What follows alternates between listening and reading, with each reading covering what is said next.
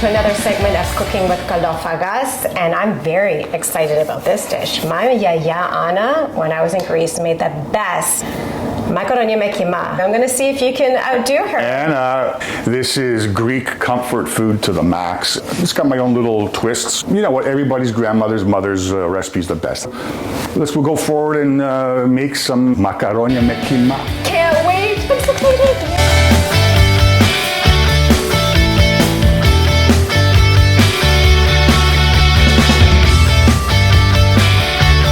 Let's get on to making our Makaronia Me Kima.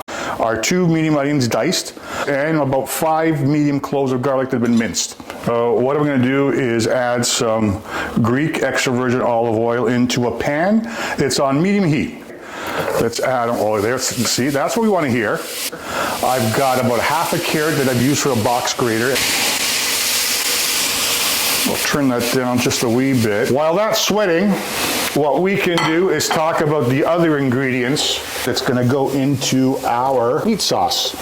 We have about 2 pounds of extra lean ground beef. This has been about 5 minutes since our onions have been placed into the olive oil in the pan. What I'm going to do now is raise the heat. I like browning the meat after my onions have been sweated. And you're breaking it up with your wooden spoon. A little bit more salt. At this point, we can add a little bit of ground pepper as well. A quarter of a teaspoon for now. Little increments. We know this is done when it's leaning towards brown and it's no longer got that pink color. Turn this down.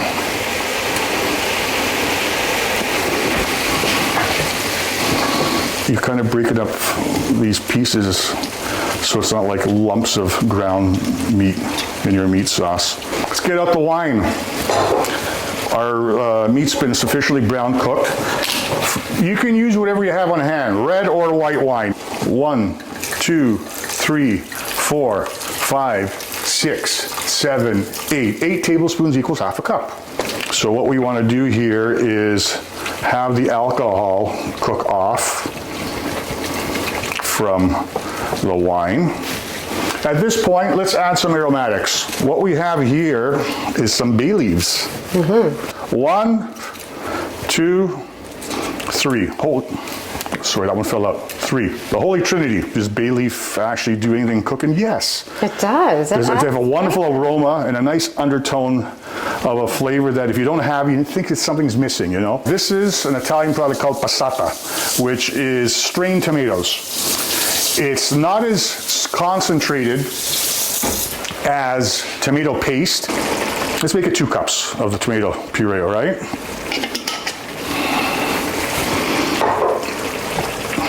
Let me stir it in.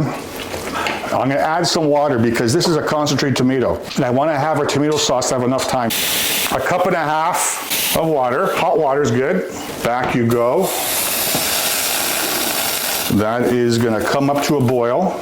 These onions will melt away into the kima, the meat, all right? Let's add a little bit more salt at this time. Some more fresh ground pepper. That's enough for now. You can add some more aromatics here. A lot of people add a cinnamon stick. For a recipe this size, maybe a cinnamon stick that's probably about 1.25 inches, 1.5 inches. If it's too big, snap it, throw it in. Today, we're gonna go with hearty allspice, and we're gonna add that at the end, okay? Now we wait.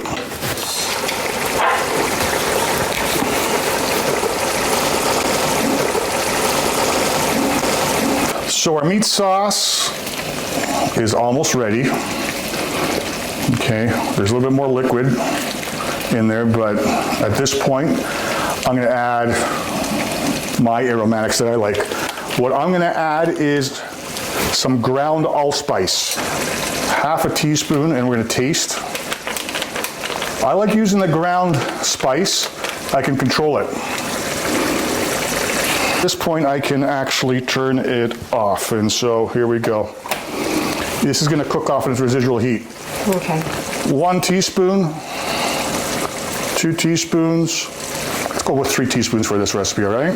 There we go. And that's Greek oregano. Stir that in. For meat sauce, like for spaghetti, I think this is a good consistency. Let me taste and see if our meat sauce needs anything. The allspices in there is fine.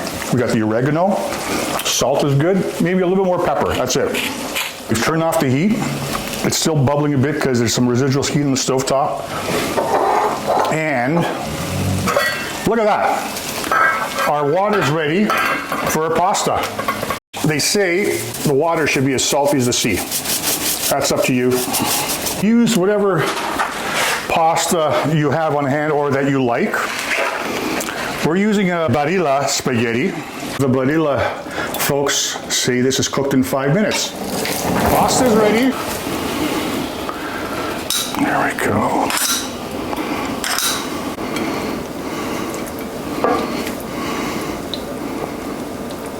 All right. The only thing we have left now is a little bit of tiri, cheese. We've got grated kefalotiri, which is a sheep's milk, briny Greek cheese. My friends, Καλή Όρεξη. Makaronia Me Kima. God, this reminds me of Yaya Anna's. There you go.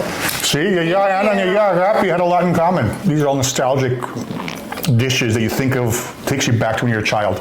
And it's so creamy and delicious, and you have to try this recipe. Cooking with kalofagas. Great job again. To your health. Another great recipe.